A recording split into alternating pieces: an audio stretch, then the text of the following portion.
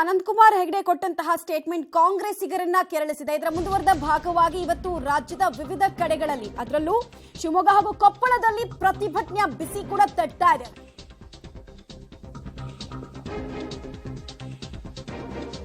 ಶಿವಮೊಗ್ಗದಲ್ಲಿ ಕಾಂಗ್ರೆಸ್ ಕಾರ್ಯಕರ್ತರಿಂದ ಪ್ರತಿಭಟನೆ ಆಗ್ತಾ ಇದೆ ಹೇಳಿಕೆಯನ್ನ ಖಂಡಿಸಿ. ಹಾಗೆ ಕೊಪ್ಪಳ ನಗರದಲ್ಲೂ ಕೂಡ ವಿವಿಧ ಪ್ರಗತಿಪರ ಸಂಘಟನೆಗಳಿಂದ ಪ್ರತಿಭಟನೆ ಆಗ್ತಾ ಇದೆ.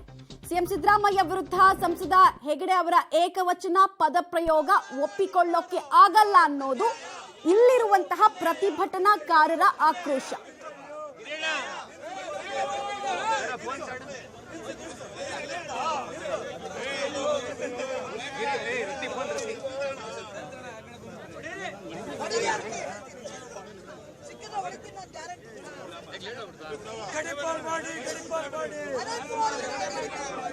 ವಿಷಯಾವಳಿಗಳನ್ನು ನೀವು ಗಮನಿಸ್ತಾ ಇದ್ದೀರಾ. ಸಂಸದ ಅನಂತಕುಮಾರ್ ಹೆಗಡೆ ಅವರ ಪ್ರತಿಕೃತಿಯನ್ನು ದಹಿಸಿ ತಮ್ಮ ಆಕ್ರೋಶವನ್ನ ವ್ಯಕ್ತಪಡಿಸ್ತಾ ಇದ್ದಾರೆ.